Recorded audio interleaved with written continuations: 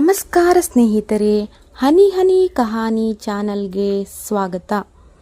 ಕಳ್ಳನೊಬ್ಬ ತನ್ನ ನೀತಿಯಿಂದ ಶ್ರೀಮಂತನ ಮನವನ್ನು ಹೇಗೆ ಗೆದ್ದ ಎಂದು ತಿಳಿದುಕೊಳ್ಳಲು ಈ ವಿಡಿಯೋವನ್ನು ಕೊನೆಯ ತನಕ ತಪ್ಪದೇ ವೀಕ್ಷಿಸಿ.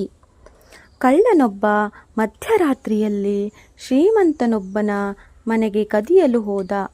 ಮನೆಯ ಎಲ್ಲರೂ ಗಾಢ ನಿದ್ರೆಯಲ್ಲಿದ್ದುದನ್ನು ತಾನು ತಂದಿದ್ದ ಬ್ಯಾಟರಿಯ ಬೆಳಕಿನಿಂದ ಗಮನಿಸಿದ. ಅದೇ ಕೋಣೆಯಲ್ಲಿ ತಿಜೋರಿಯ ಬೀಗದ ಕೈ ಗೋಡೆಗೆ ನೇತು ಹಾಕಿರುವುದನ್ನು ಆತ ಕಂಡ. ಇದರಿಂದ ತನ್ನ ಕೆಲಸ ಇನ್ನಷ್ಟು ಸುಲಭವಾಯಿತೆಂದು ಆತ ಅಂದುಕೊಂಡು ತಡ ಮಾಡದೆ ತಿಜೋರಿಯ ಬೀಗ ತೆಗೆದು ನೋಡಿದ. ಅಲ್ಲಿ ಹಣ, ಒಡವೆಗಳು ಸೇರಿದಂತೆ ಬಹಳಷ್ಟು ಬಂಗಾರದ ನಾಣ್ಯಗಳು ಅವನ ಕಣ್ಣಿಗೆ ಬಿದ್ದವು. ಸಂತೋಷಗೊಂಡ ಕಳ್ಳ ಸದ್ದು ಮಾಡದೆ ತಾನು ತಂದಿದ್ದ ಚೀಲದಲ್ಲಿ ಆ ದ್ರವ್ಯಗಳನ್ನು ತುಂಬಿಸಿಕೊಳ್ಳುತ್ತಿರಬೇಕಾದರೆ ಅವನ ಒಂದು ಬೆರಳಿನ ಉಗುರು ಮುರಿದು ನೆಲಕ್ಕೆ ಬೀಳುತ್ತದೆ. ಕಳ್ಳ ಕದಿಯುವ ಕೆಲಸ ಬಿಟ್ಟು ಆ ಉಗುರನ್ನು ಹುಡುಕಲು ಮುಂದಾದ. ಸರಿಯಾದ ಬೆಳಕಿಲ್ಲದ ಆ ಕೋಣೆಯಲ್ಲಿ ಬ್ಯಾಟರಿಯ ಬೆಳಕಿನ ಸಹಾಯದಿಂದ ಎಷ್ಟು ಹುಡುಕಿದರೂ ಆ ಉಗುರು ಸಿಗಲಿಲ್ಲ. ಮುಂಜಾನೆಯ ಬೆಳಕು ಹರಿಯಿತು. ಆಗಲೂ ಕಳ್ಳನಿಗೆ ಉಗುರಿನ ಪತ್ತೆ ಆಗಲಿಲ್ಲ. ಮನೆಯ ಯಜಮಾನ ನಿದ್ರೆಯಿಂದ ಎಚ್ಚರಗೊಂಡು ನೋಡಲು ಮನೆಯಲ್ಲಿ ಯಾರೋ ಅಪರಿಚಿತ ವ್ಯಕ್ತಿ ಓಡಾಡುತ್ತಿದ್ದಾನೆ. ತಿಜೋರಿಯ ಬಾಗಿಲು ತೆರೆದು ಚಿನ್ನದ ಒಡವೆ, ನಾಣ್ಯಗಳು ಚೆಲ್ಲಾಪಿಲ್ಲಿಯಾಗಿ ಬಿದ್ದಿವೆ. ಗಾಬರಿಗೊಂಡ ಶ್ರೀಮಂತ ಕಳ್ಳನ ಹಿಡಿದು ವಿಚಾರಿಸಿದ.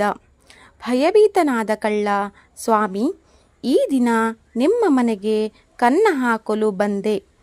ಅಕಸ್ಮಾತಾಗಿ ನನ್ನ ಒಂದು ಉಗುರು ಮುರಿದು ಮನೆಯೊಳಗೆ ಬಿತ್ತು. ಎಷ್ಟು ಹುಡುಕಿದರೂ ಸಿಗಲಿಲ್ಲ ಎಂದ. ಅವನ ವರ್ತನೆ ಅರ್ಥವಾಗದೆ ಶ್ರೀಮಂತ, ಅಲ್ಲ, ಉಗುರು ಮುರಿದು ಹೋದರೆ ನಿನಗೇನಾಯ್ತು? ಒಡವೆಗಳನ್ನು ನೀನು ತೆಗೆದುಕೊಂಡು ಹೋಗಬಹುದಿತ್ತಲ್ಲ ಎಂದು ಸಮಾಧಾನದಿಂದ ಕೇಳಿದ. ಅದಕ್ಕೆ ಕಳ್ಳ, ಛೇ ಛೇ, ಎಲ್ಲಾದರೂ ಉಂಟಾ ಸ್ವಾಮಿ? ಉಗುರನ್ನು ಮನೆಯೊಳಗೆ ಬಿಟ್ಟರೆ ದರಿದ್ರ ನಿಮಗೆ ಅಂತ ಮತ್ತೆ ವಿಚಿತ್ರವಾಗಿ ಉತ್ತರಿಸಿದ.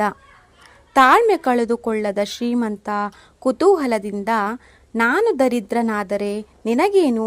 ನಿನ್ನ ಪಾಡು ನಿನ್ನದಲ್ಲ ಅಂತ ಮರು ಉತ್ತರ ನೀಡಿದ.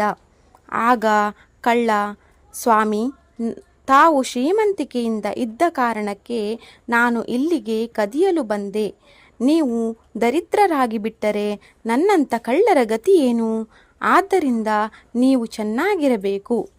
ಕೊಡುವವನು ಯಾವಾಗಲೂ ಎತ್ತರದ ಸ್ಥಾನದಲ್ಲಿ ಇರಬೇಕು ಎಂದು ನುಡಿದ. ತನಗೆ ಆಪತ್ತು ಒದಗುವುದು ಎಂದು ತಿಳಿದರೂ ತನ್ನ ನೀತಿಯನ್ನು ಬಿಡದ ಕಳ್ಳನನ್ನು ನೋಡಿ ಶ್ರೀಮಂತನಿಗೆ ಅತೀವ ಆನಂದವಾಯಿತು. ಬಳಿಕ ಆತ ಅವನಿಗೆ ಬೇಕಾದಷ್ಟು ಒಡವೆ, ನಾಣ್ಯಗಳನ್ನು ನೀಡಿ ಸಂತೋಷದಿಂದ ಕಳುಹಿಸಿದ. ನಮ್ಮ ನಡವಳಿಕೆಯಿಂದ ಇನ್ನೊಬ್ಬರ ಬದುಕು ಹಸನಾಗದಿದ್ದರೂ ಪರವಾಗಿಲ್ಲ, ವಿನಾಶವಾಗಬಾರದು ಎಂಬುದನ್ನು ಈ ಕಥೆಯಿಂದ ತಿಳಿದುಕೊಳ್ಳಬಹುದು.